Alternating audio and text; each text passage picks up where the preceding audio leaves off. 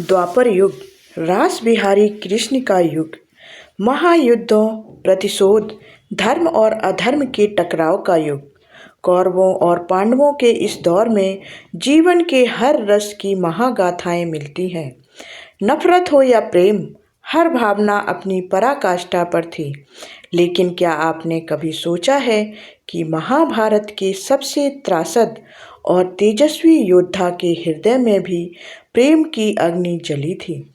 क्या सच में द्रौपदी थी कर्ण का प्यार, या यह केवल लोक कथाओं और कल्पनाओं की उपज है?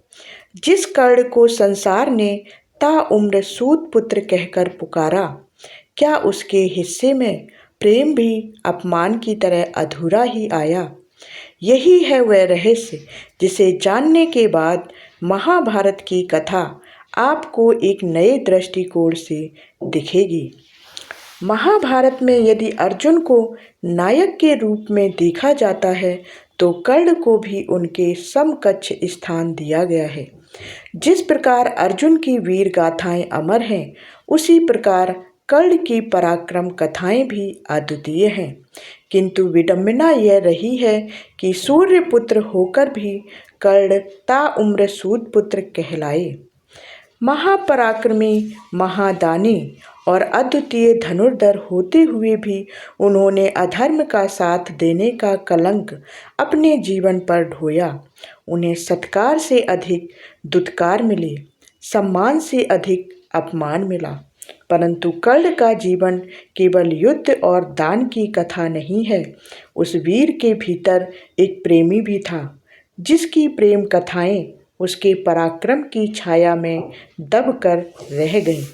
कर्ण ने केवल प्रेम ही नहीं किया, बल्कि अपने अपमान का बदला भी लिया। यह बदला कभी द्रौपदी से जुड़ी घटना में दिखता है, तो कभी आसावरी के प्रसंग में। द्रौपदी ने कर्ण को स्वयंवर में नहीं चुना, तो अंसावरी को कर्ण ने ठुकरा दिया। सूर्यपुत्र को सच्चा प्रेम हुआ था दासी पद्मावती से, जो बाद में उनकी पत्नी बनी। कम ही लोग जानते हैं कि कर्ण का पहला विवाह वृषाली या वरुशाली से हुआ था। वरुशाली दुर्योधन के सारथी सत्यसेन की कन्या थी। कर्ण की मृत्यु के बाद वह उनकी चिता पर सती हुई। एक अन्य कथा में कर्ण की पत्नी सुप्रिया का उल्लेख मिलता है, जो दुर्योधन की पत्नी भानुमति की सखी थी। तमिल साहित्य में कर्ण की पत्नी का नाम पोन्नारुवी भी बताया गया है। कुछ मानते हैं कि सुप्रिया को ही पद्मावती और पुन्नुरुवी कहा गया। इन विभिन्न कथाओं के बीच कर्ण का प्रेम जीवन रहस्य और लोक कथाओं से घिरा हुआ है। लेकिन इन प्रेम कथाओं को समझने से पहले कर्ण के जन्म के रहस्य को जानना आवश्यक है। सूर्य पुत्र और कुंती पुत्र होने के बावजूद कर्ण जीवन भर सूत पुत्र के रूप में जाने गए। महारानी कुंती ने विवाह से पूर्व उन्हें सूर्यदेव से प्राप्त किया था। लोक लाज के भय से नवजात कर्ण को नदी में प्रवाहित कर दिया गया। महाराज धृतराष्ट्र के सारथी अधिरथ और उनकी पत्नी राधा ने उस बालक को पाया और उसका पालन पोषण किया। राधा के नाम पर ही कर्ण ने स्वयं को राधेय कहा, किंतु समाज ने उन्हें सूत पुत्र कहकर पुकारा। यही पहचान उनके जीवन का सबसे बड़ा अभिशाप बनी और उनके प्रेम में भी बार बार बाधक बने।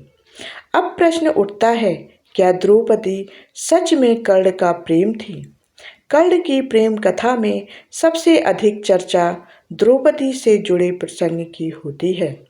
जब द्रौपदी का स्वयंवर रचा गया, तब अंगराज कर्ण भी वहां पहुंचे। उनकी वीरता के चर्चे दूर दूर तक थे। कहा जाता है कि द्रौपदी ने उन्हें देखा और क्षण भर के लिए आकर्षित हुई। परंतु इसी समय श्री कृष्ण को इसका आभास हुआ। श्री कृष्ण के संकेत पर धृष्टद्युम्न ने कर्ण को सूत पुत्र कहकर स्वयंवर में भाग लेने से रोक दिया। अपमानित कर्ण मौन रह गए। प्रेम का अंकुर यदि था भी, तो वह फूटने से पहले ही कुचल दिया गया।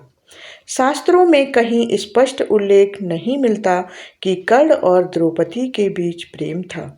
यह अधिकतर लोक कथाओं और साहित्यिक कल्पनाओं में विकसित हुआ प्रसंग है। वस्तुतः स्वयंवर का वह क्षण कर्ण के लिए अपमान का था, प्रेम का नहीं।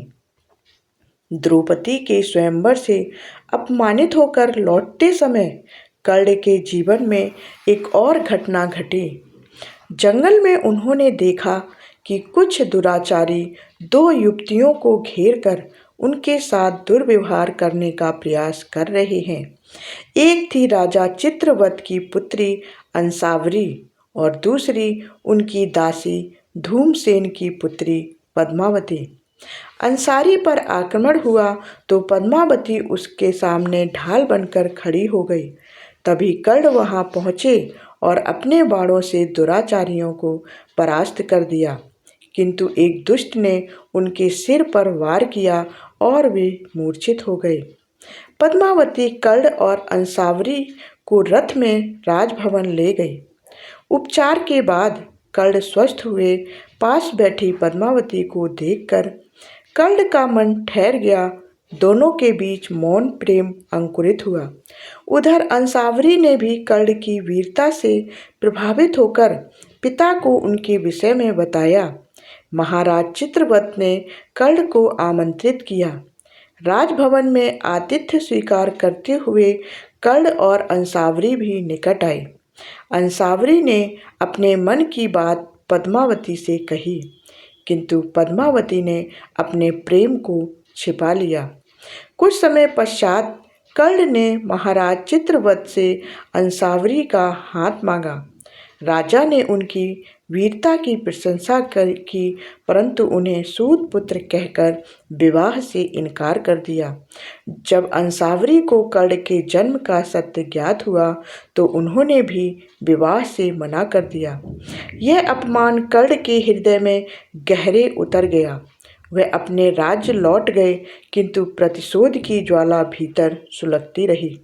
समय बीता और अंसावरी का स्वयंवर आयोजित हुआ।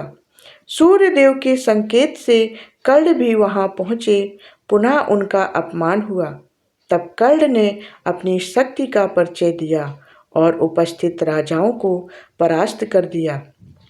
अंततः महाराज चित्रवत को झुकना पड़ा। अंसावरी वरमाला लेकर आगे बढ़ी, किंतु कर्ण पीछे हट गए।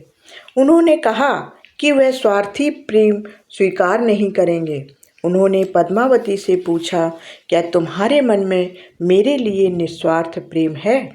पद्मावती की स्वीकृति पर कर्ण ने उन्हें वरण किया।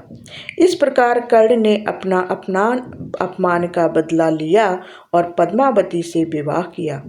इन कथाओं के बीच द्रौपदी और कर्ण के प्रेम का प्रश्न अब भी रहस्य बना रहता है। शास्त्र प्रमाण नहीं देते कि दोनों के बीच प्रेम था। संभव है कि स्वयंवर में एक क्षणिक आकर्षण रहा हो, परंतु वह प्रेम कथा नहीं बनी।